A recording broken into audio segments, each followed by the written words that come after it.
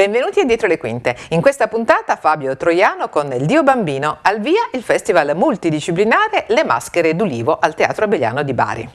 Continua il tour di Il Dio Bambino con Fabio Troiano, regia di Giorgio Gaglione, dal 28 al 30 di ottobre al Politeama Rossetti di Trieste.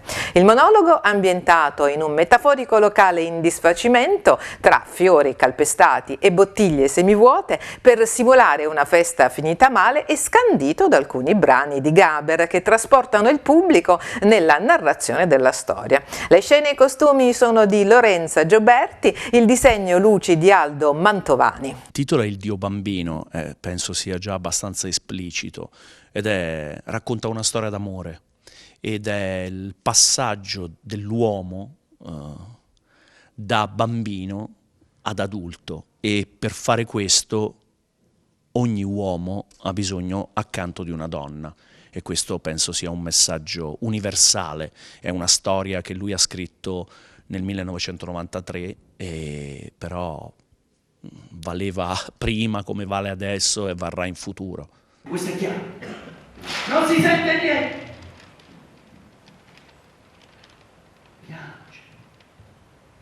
Piange, non è più lei. Io non ce la vedo a piangere.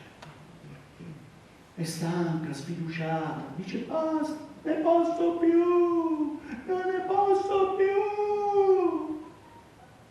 Niente. Non dicono più niente, non parlano più. Controcorrente per natura, Giorgio Gaber è andato via troppo presto. Hanno fatto scuola il suo genere espressivo, le sue sperimentazioni, i suoi nuovi percorsi in tema di empatia e il suo spirito critico contro ogni forma di omologazione e condizionamento. Un personaggio intellettualmente dissacrante che nei suoi testi ha radiografato una realtà scomoda, sempre attuale. Gaber non si discute, abbiamo ancora tanto da imparare, dichiara Fabio Troiano. Il tuo rapporto con questo testo di Gaber, come si interpreta Gaber? Misurarsi con un mostro sacro come Gaber è sempre difficile, sicuramente in punta di piedi, sicuramente facendomi guidare da Gaglione, dal regista che è il gaberiano per eccellenza, e avendo premura e l'accortezza di non tradire quello che voleva dire Gaber. Tu sei qui anche in una doppia veste, perché sei direttore artistico di questo splendido teatro. Qual è il fil rouge di questa stagione, che poi sta andando benissimo? La stagione sta andando molto bene.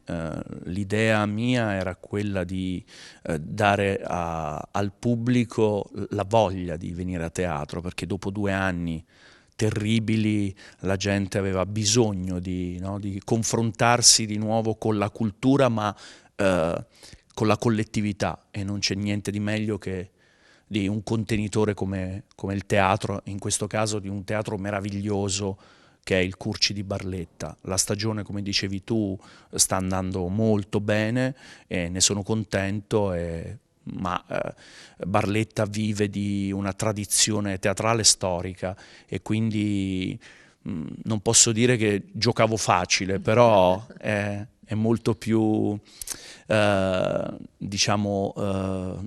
tranquillo fare una stagione sapendo che comunque hai uno zoccolo duro che ha voglia di venire a teatro. Oppure è più difficile perché magari il pubblico è più esigente. Come sono questi barlettani? Magari chi va a teatro può essere più esigente. Beh, è sicuro, ma io sono convinto e sono sicuro che bisogna essere esigenti, perché io vengo a teatro, io pago un biglietto, esco da casa, e quindi quando mi siedo io voglio essere premiato per quello che ho fatto, no?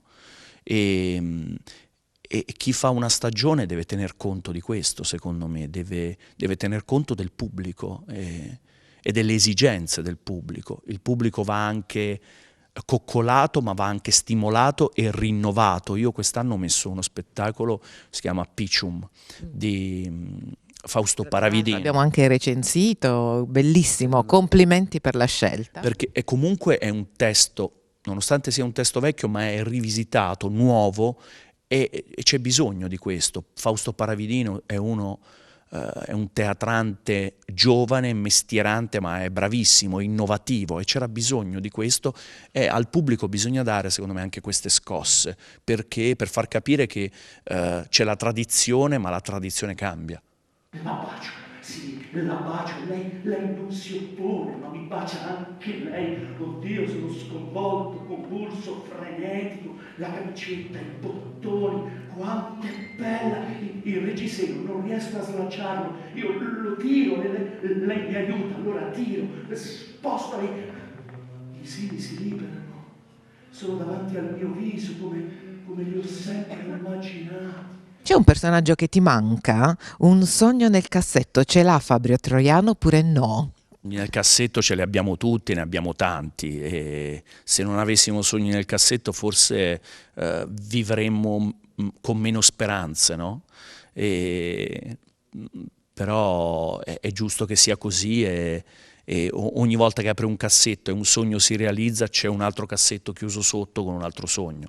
Lo diamo un consiglio ai giovani che vogliono affrontare questo mestiere oggi. Che cosa bisogna fare oggi per fare l'attore? Bisogna studiare, perché se uno pensa di fare l'attore andando a fare un reality piuttosto che fare 2 fotografie, non è quello. Grazie mille per essere stato con noi. Adesso un saluto al pubblico di Dietro le Quinte. Allora, il programma si intitola Dietro le Quinte, noi invece non siamo dietro le quinte, perché questo teatro splendido bisognava farlo vedere. Andate a teatro, usate il teatro, fruite del teatro e viva Dietro le Quinte. Ciao. Al via il festival multidisciplinare Le Maschere d'Ulivo al Teatro Abeliano di Bari. Prosa, danza, musica, spettacoli per bambini, eventi di vario genere. Da segnalare la mostra per i 50 anni del Teatro Abeliano fino a dicembre. Ne parliamo con il direttore artistico Vito Signorile. Teatro Abeliano, inizia la stagione teatrale Maschere d'Ulivo, ne parliamo con il direttore artistico. Insomma, qual è la novità di quest'anno? È proprio Maschere d'Ulivo, non solo per omaggio ai nostri ulivi, che come sai stanno subendo un bel po' di guai, insomma hanno preceduto un po' il Covid, ma perché questo è il primo festival multimediale che l'Abeliano affronta, ma credo anche a Bari, in cui ci sarà prosa principalmente, perché ovviamente è il nostro mestiere primario, ma poi in collaborazione con Resistenza ci saranno 4 spettacoli di danza, e poi ci saranno ben 6 spettacoli di musica, e qui abbiamo dentro Tetrizio, e soprattutto abbiamo un grandissimo ritorno, mi fa molto piacere perché è una nostra vecchia produzione che risale al 2010 addirittura, ed è Jukebox all'idrogeno, sulla Beat Generation con Roberto Ottaviano, insomma solisti di grande respiro, straordinari. E quindi stiamo affrontando questa novità per noi, che è appunto l'ospitalità multimediale, in modo che cominciamo anche a fare altro, anche perché insomma i teatri hanno bisogno di lavorare tutti i giorni, no? Allora, per non dare sempre prosa, principalmente prosa, però poi facciamo anche eventi, faremo anche cose importanti, faremo anche presentazioni di libri. Insomma, è la nostra attività. Ci auguriamo che riprenda finalmente alla grande, perché insomma la gente, forse a giusta ragione, ha avuto un po' tanta paura, però adesso bisogna vincere tutto questo. E adesso parliamo delle tue produzioni, perché sarai coinvolto personalmente in vari spettacoli. Di che cosa si tratta? Ma io adesso sto lavorando su un testo di Raffaele Nigro, del quale sono innamorato fin da giovane, quando negli anni '80 mettemmo su il suo Grassiere, spettacolo straordinario, 33 persone in scena. Questa volta saremo pochissimi, io e forse un altro attore, perché sto attingendo dai suoi racconti. È un lavoro che sto elaborando in questo momento, e sarà una prima nazionale proprio nell'ambito di questa rassegna. E poi come un ragazzino, sono da capo in ansia per Jukebox all'idrogeno, perché lì c'è Allen Ginsberg, c'è il suo urlo, famosissimo tra l'altro, questa invettiva straordinaria all'America guerrafondaia, dove i più grandi poeti americani vi si ribellarono. Quindi questo è un po' quello che mi sta frullando in corpo. Avremo modo anche di presentare questo CD che è uscito da poco, che ho fatto, Ritorno a vecchi amori, questo CD sui canti popolari in cui ho fatto degli omaggi ai grandi del folk nazionale che si occupano del sud, del nostro sud. E poi c'è la famiglia, se non erro, di che cosa si tratta? Io sono ospite, faccio l'attore in questo spettacolo di Claudia Lerro, che ha già debuttato ad onore del vero, però viene replicato nella nostra rassegna, ed è uno spettacolo di una delicatezza straordinaria, molto molto bello. Mi sono anche un po' emozionato in questa cosa, e tra l'altro rilassato totalmente, perché ho lavorato solo come attore, le responsabilità altre erano di altri. C'è un personaggio che ti manca? Ne hai fatti tantissimi, una carriera veramente brillante, che cosa vorresti fare? Vorrei fare tante cose ancora, forse riuscirò a mettere in scena una cosa in compagnia di Michele Sinisi, un Beckett che ancora manca nel mio repertorio. Vabbè, poi tu sai, io sono innamorato di Pirandello, di Shakespeare, insomma lì ce ne sono tanti ancora da praticare.